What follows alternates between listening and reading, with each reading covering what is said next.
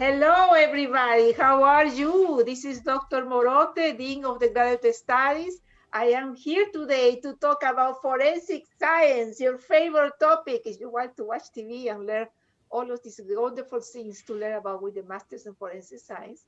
And we have with me our alumni, Lydia de Castro, is one of alumna that she finalized the program some years ago. So she will tell us what she's doing. And we have our director, Dr. Meki Prinz, that she will talk about the program. So I'm so excited. I'm happy to have them. Let me now introduce them properly. One second here.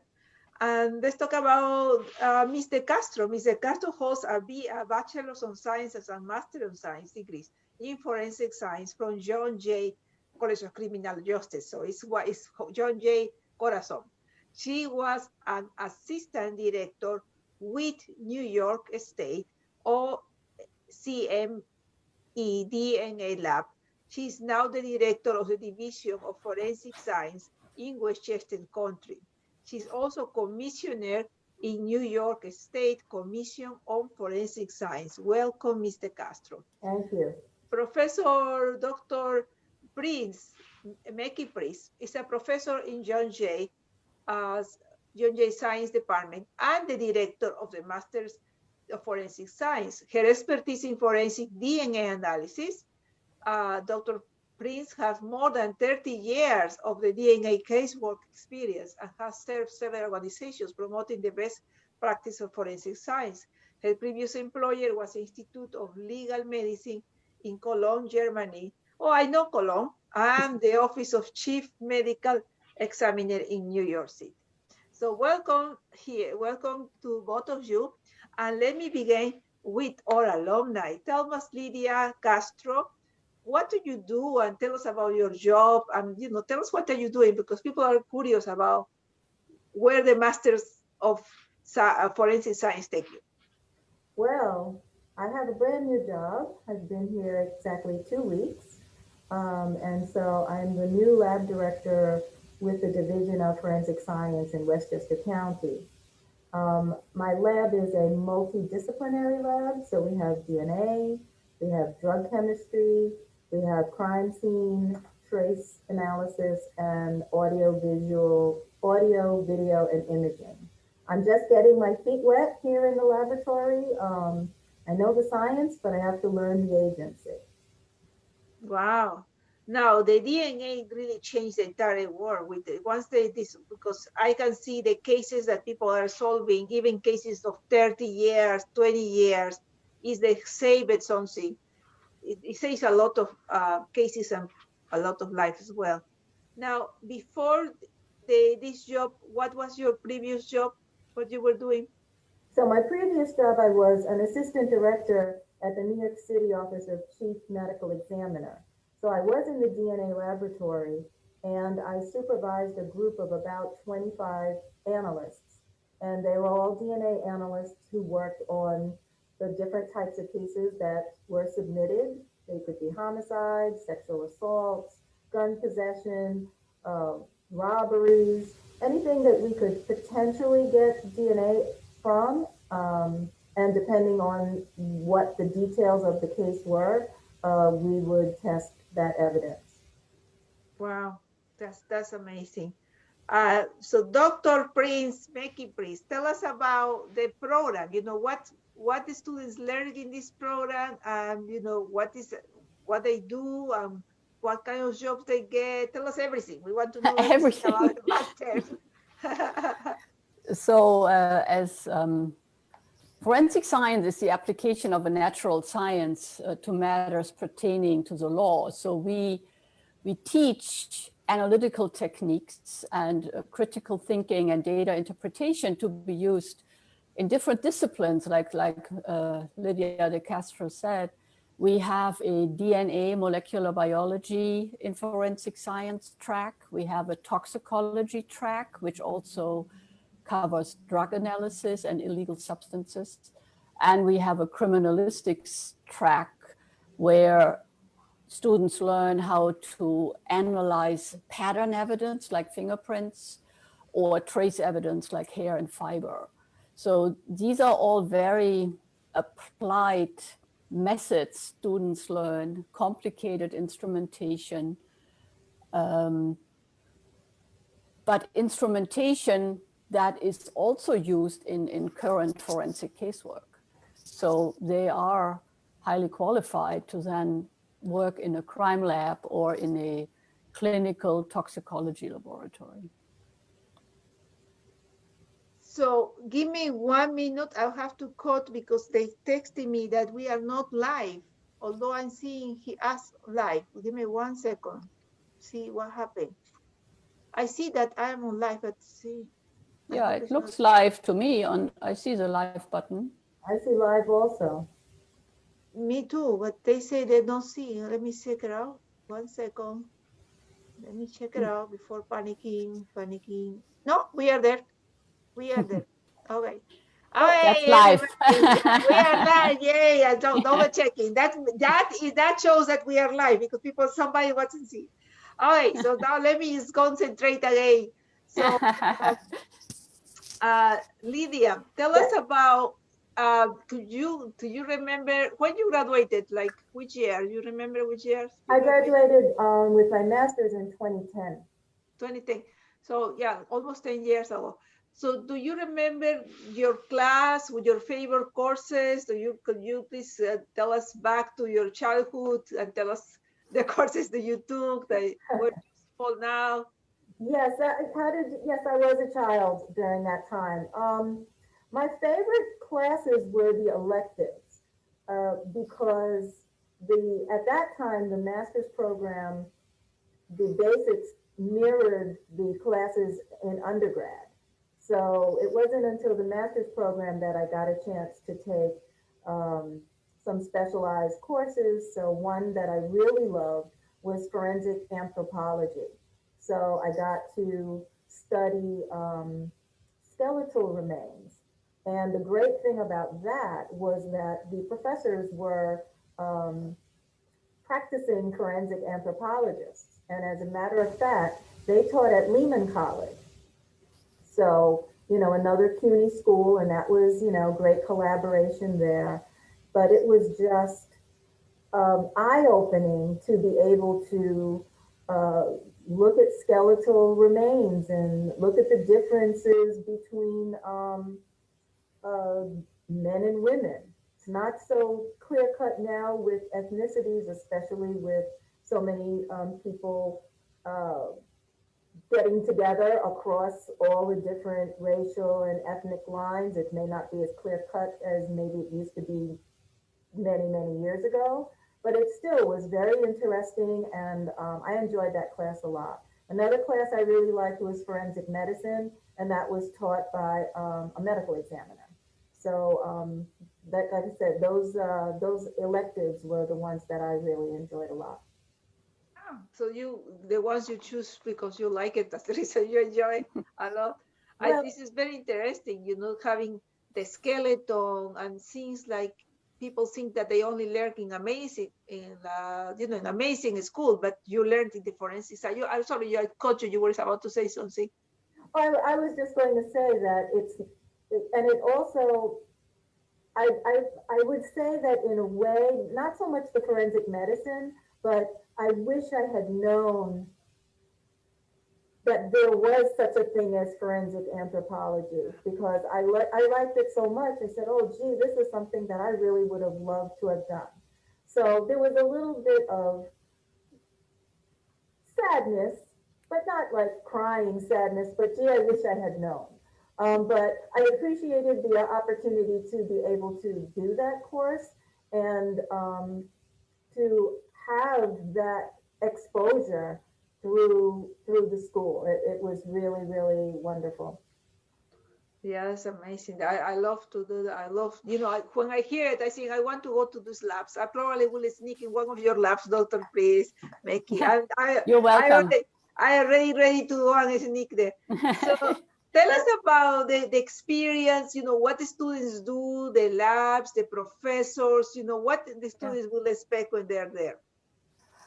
So I'm glad Lydia brought up the anthropology class. We still teach that class, and that class actually has a practical exercise where we bury some plastic skeletal remains in Central Park and then perform a real professional excavation that becomes a class project. And so we try to, aside the three specializations that I already mentioned that are very crime lab focused, we do expose students to other fields. We have a forensic entomologist on staff.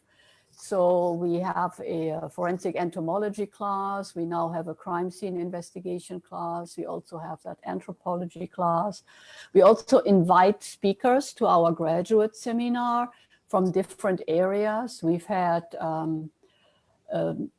somebody who works for the Prevention of Cruelty to Animals organization, because what I didn't know, animal abuse is sometimes an indicator that there's also domestic abuse in the same household. So there is a very collaboration between the forensic scientists working for the animal abuse organization and the NYPD.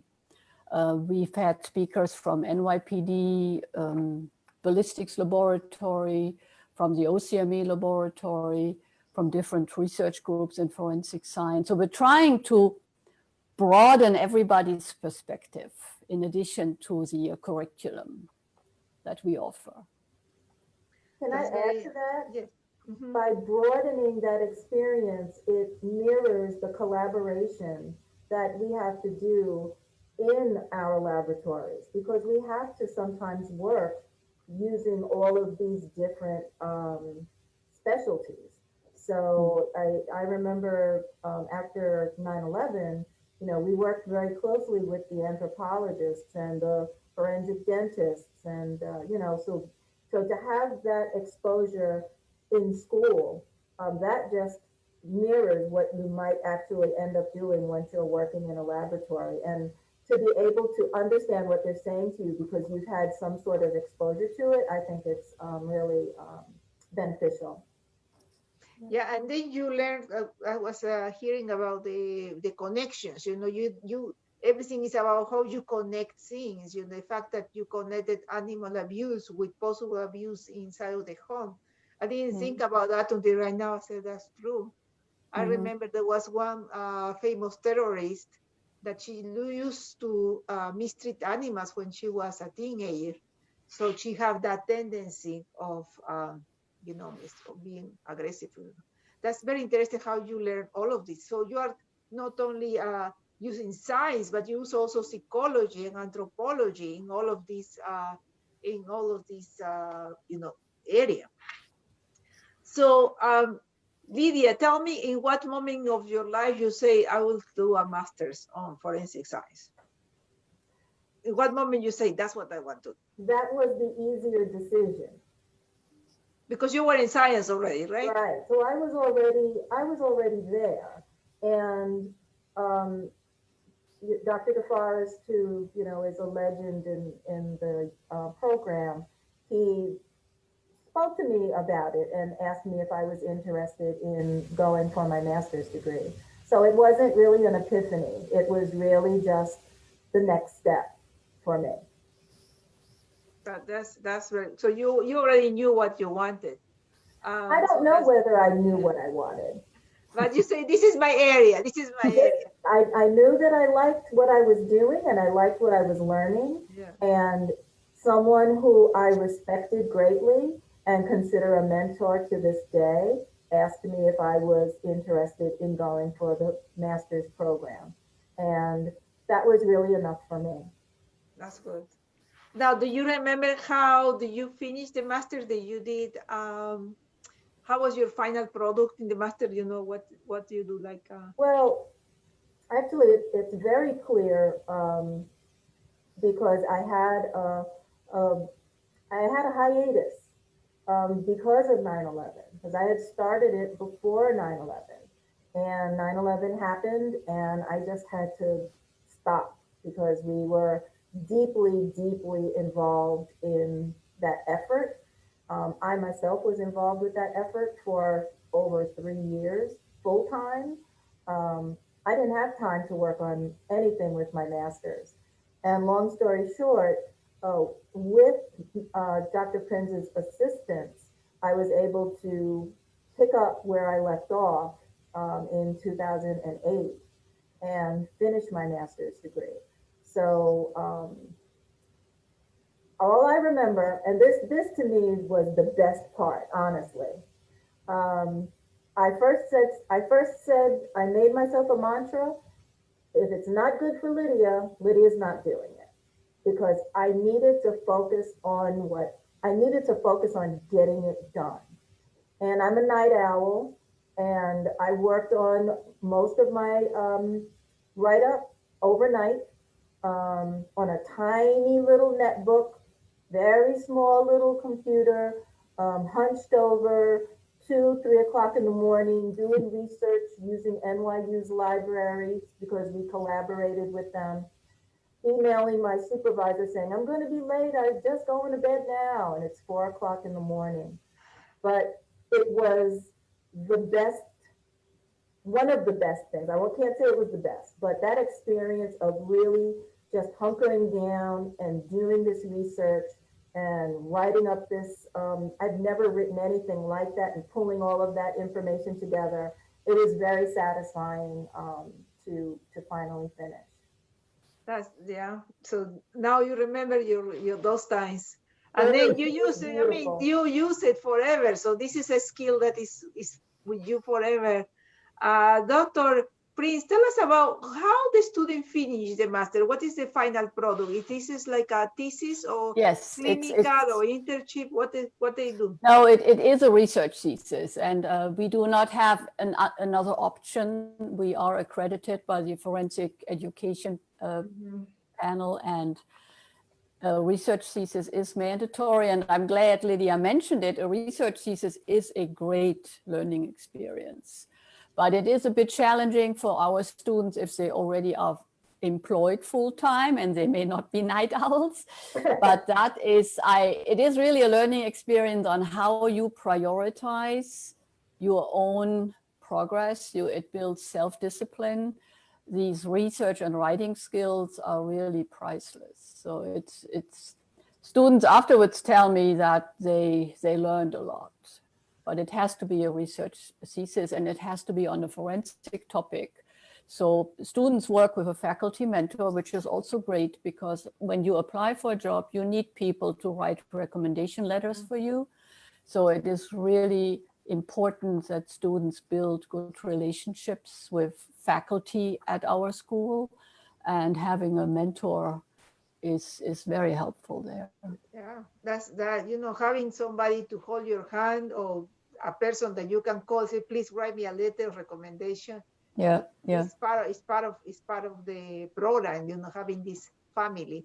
When you come to John Jay, you come to a family. That's what I'm thinking. Amen. Yeah, and I'm the mama. And we are right now, of course, we are virtual, so it's a little bit harder to establish those relationships, but our practical laboratory classes are hands-on, because that experience is the most important experience that students take back. Yeah, and you were telling me that even now in the pandemic, you still were able to, with the appropriate distance, we still have to go to the lab, because you cannot learn things. There are things you cannot learn online. You have to go and practice there. Right. So we really appreciate that. They're texting me. Let me see what questions they send me. Questions. Oh, they asked me how long they finish the master. How long the average? So I would say the average is 5 semesters. You can finish in 4. But you need to be very disciplined and start your research thesis and complete your research thesis while you're still taking coursework. So that full-time students can do this, but students that also work, that's not feasible. 5 semesters is feasible, because then you have 2 summers for research and writing. Yeah, to catch up. Now, what kind of jobs they usually get once you finish? So we do have a lot of students that work in public crime labs in the New York City area, NYPD, Westchester County, Medical Examiner's Office, New Jersey State Police. We also have some people that work in legal offices like the Legal Aid Society or the Manhattan DA's office. If they're more adventurous, there's a lot of jobs all over the country. We have one person who works in Colorado in a private tox lab, and some people in California. Some people go for a PhD. It's really a wide range. So it's public crime labs, private crime labs, private toxicology labs, some academia research labs. That's good. So they have everything. They can do different things. They have different areas. So yes. There's private labs, public labs, non-profits, there is everything. So yeah, federal, we have people working for the FBI, for the, the postal office has a crime lab. John J. Alumnus works there. The Drug Enforcement Agency in Manhattan, some students work there. That's yeah.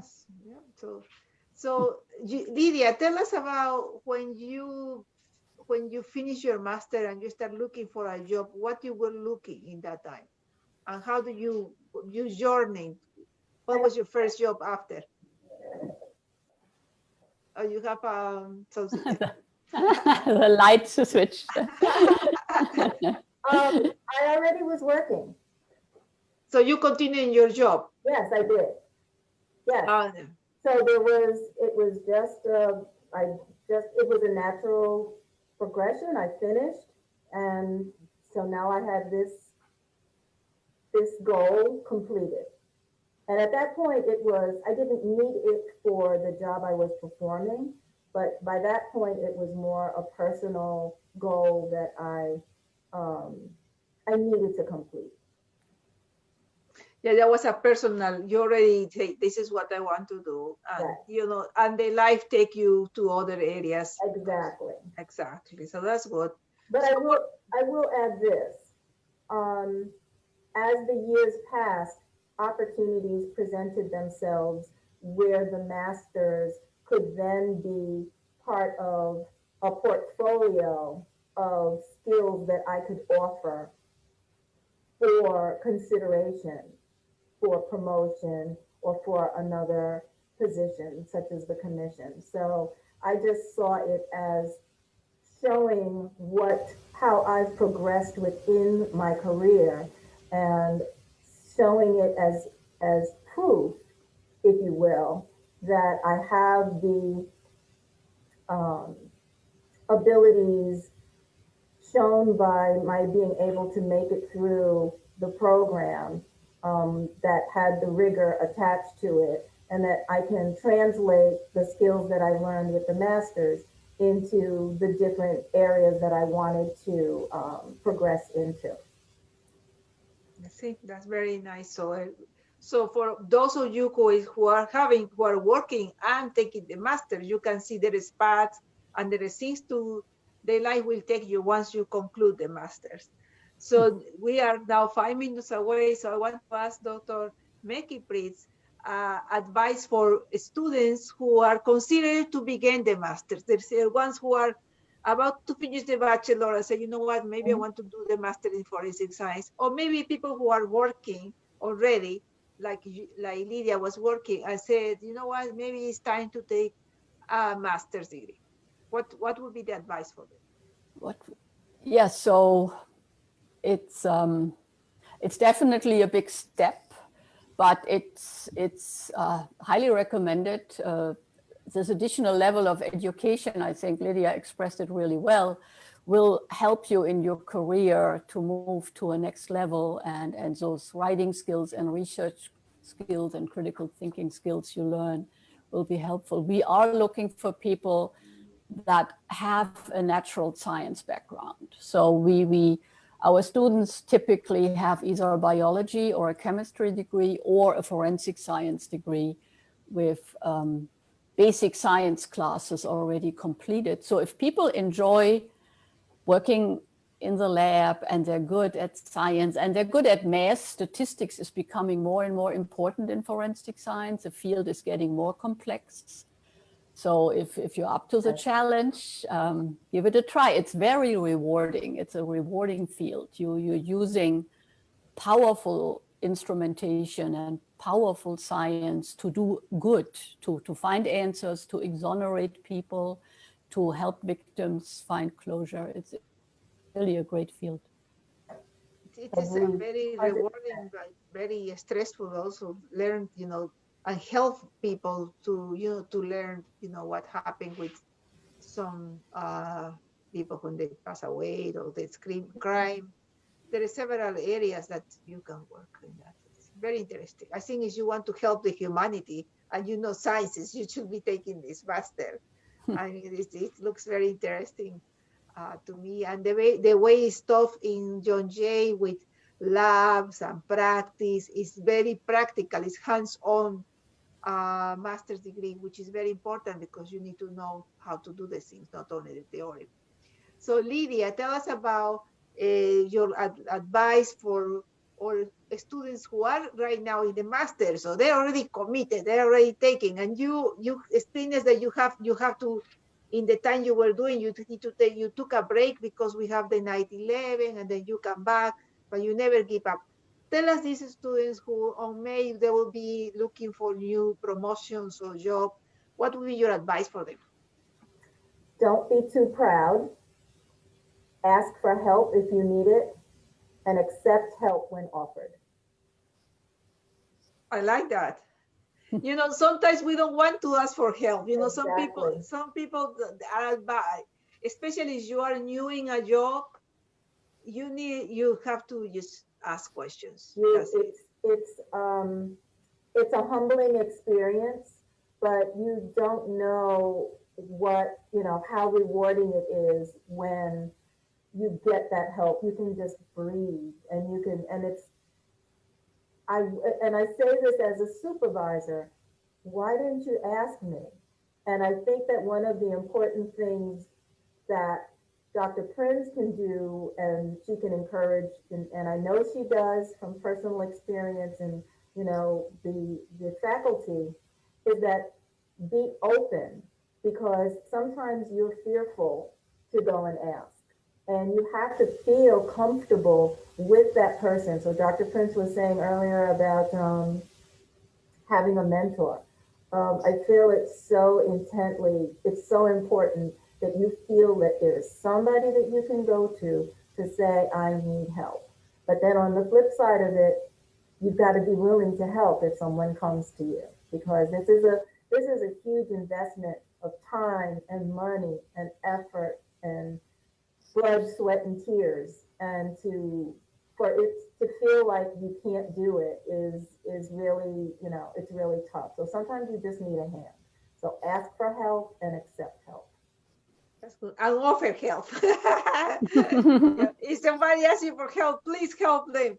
So thank you very much. I enjoy it so much, and I learned with all our students who are watching right now more about the Master in Foreign Sciences. Please check the website. You have information there. And I will see you next week. Thank you, Lydia, for being here. Thank you, Director Meki.